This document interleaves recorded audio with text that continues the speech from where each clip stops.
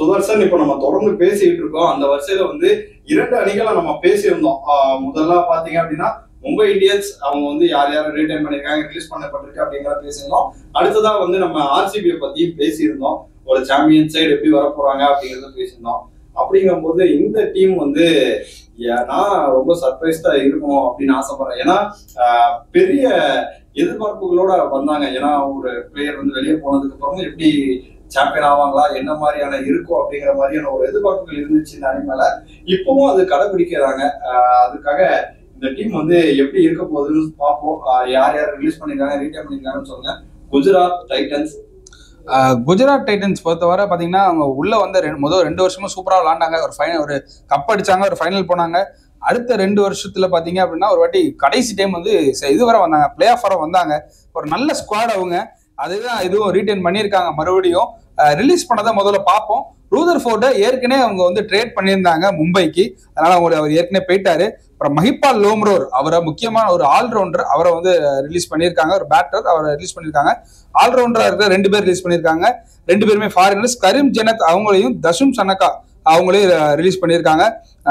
Fast பவுலர்ஸ்ல பாத்தீங்கன்னா ஜெரால் Kosi and குல்வன் Khejroliya அப்படின்னு மொத்தம் 6 பேரை ரிலீஸ் பண்ணியிருக்காங்க. அதுல வந்து ஒருத்தர் வந்து மும்பைக்கு ட்ரேட் ஆயிட்டாருங்க.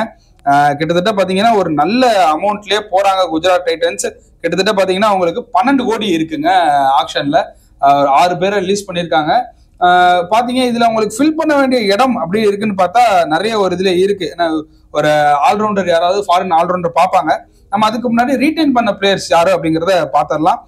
சுப்மன் கில், சாய் சுதர்ஷன் அவங்க 2 பேருமே அவங்க வந்து ரீடைன் பண்ணியிருக்காங்க. அப்புறம் Kumar Kushagra, Anuj Rawat, Jos Buttler, Nishant Sindhu, Washington Sundar, Arshad Khan, Shahrukh Khan, ராகுல் Tewatia, Kagiso Rabada, Mohammed Siraj, Prasidh Krishna, Ishant Sharma, Gurnoor Singh Brar, Rashid Khan, Manav Suthar, Sai Kishore and Jayant Yadav இவங்க எல்லாத்தையும் ரீடைன் பண்ணியிருக்காங்க. வாஷிங்டன் சுந்தர ட்ரேட் எல்லாம் ரூமர் கிளம்பிச்சு, ஆனா இல்லைங்க, அவங்க எடுத்திருக்காங்க. இல்ல இதுல இன்னொரு விஷயம் சொல்லணும் அப்படின்னா நம்ம வந்து சுப்மன் கில், சாய் சுதர்சன், இந்த பக்கம் பாத்தீங்கன்னா வாஷிங்டன் சுந்தர் பெருசா பேட்டிங் வந்து ஷாருக் கான கூட ரிலீஸ் பண்ணுவாங்கன்னு வந்துச்சுங்க. உண்மையா ஷாருக் கான்லாம் ரிலீஸ் பண்ணுவாங்க அப்படின்னு இருக்கும்போது பேட்டிங்கை பொறுத்த வரைக்கும் ஜாஸ் பட்லர் அப்படின்னு இருந்தாலும் பவுலிங்கை வந்து பொறுத்த வரைக்கும் ஸ்பின் டிபார்ட்மெண்ட் வேற லெவல்ல இருக்குங்க. அப்படியே இருக்காங்க. மானவ் சுந்தர் இப்போ வந்து நடந்த இந்தியா ஏ மேட்ச்ல வந்து நல்லா பெர்ஃபார்ம் பண்ணியிருந்தாரு. சாய் கிஷோர், ரஷீத் கான் இந்த 3 பேருமே இருக்காங்க. ஆக்ஷனுக்கு என்ன ஸ்ட்ராட்டஜியோட வருவாங்க? ஏன்னா 2 ஃபாரின் பாஸ் பவுலர் தான் விட்டுருக்காங்க. அது வந்து ஜெரால்ட் கோட்ஸே அப்படிங்கிறது வந்து ரொம்ப முக்கியமான பிளேயர். பட் ஆனா இங்க வந்து பெர்ஃபார்மன்ஸ்ங்கிறது ஐபிஎல்ல இல்ல. இப்ப எப்படி இருக்க போது, என்ன ஸ்ட்ராட்டஜில போறதுக்கான வாய்ப்புகள் அதிகமா இருக்கு? கண்டிப்பா இவங்களுக்கு வந்து ஒரு மிடில் ஆர்டர் கண்டிப்பா தேவைப்படுது. ஏன்னா நீங்க சுப்மன் கில், சாய் சுதர்சன் 2 பேர், பட் உங்களுக்கு மிடில்ல வந்து ஒரு பெரிய அவங்களுக்கு வந்து ஒரு பெரிய குறை இருக்கு. ஏன்னா நீங்க பாத்தீங்கன்னா வாஷிங்டன் சுந்தர் இருக்காரு, ஷாருக் கான் இருக்காங்க. பட் இவங்க 2 பேருமே வந்து அந்த லாஸ்ட் சீசன்ல வந்து பெரிய அளவுக்கு ஓகே, ஷாருக் கான் கூட வந்து ஒரு 2-3 மேட்ச் ஆடினாரு. பட் வாஷிங்டன் சுந்தர் வந்து பெரிய அளவுக்கு வந்து பர்ஃபார்மன்ஸ் இல்லை. அவங்களுக்கு அந்த இடத்த ஃபில் பண்றதுக்கு வந்து ஒரு மிடில் ஆர்டர்ல வந்து ஸ்ட்ராங் பண்ண வேண்டிய தேவை அவங்க கிட்ட இருக்கு. ஏன்னா நீங்க பவுலர்ல பாத்தீங்கன்னா சொன்ன மாதிரி கன் பாயிண்ட்ல வந்து ஸ்பின்னர்ஸ் இருக்காங்க. ரஷீத் கான் பாத்தீங்க இருக்காங்க, சாய் கிஷோர் இருக்காரு.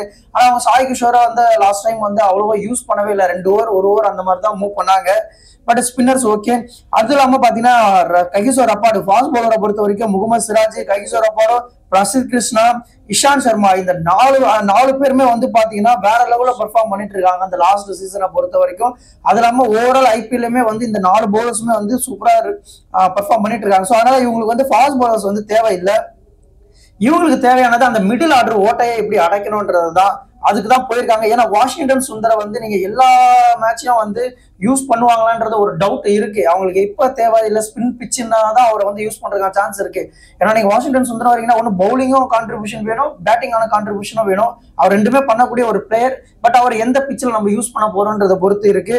ஸோ இவங்க வந்து ஒரு பேட்டரை தான் போவாங்கன்ட்டு என்னோட கணிப்பு. ஏன்னா இவங்களுக்கு வந்து அந்த 3 டாப் ஆர்டரை தாண்டி நீங்க மிடில் ஆர்டர்ல வந்து ஒரு சின்ன ஒரு சொதப்பல் இருக்கு, அதை ஃபில் பண்ண தான் பார்ப்பாங்க.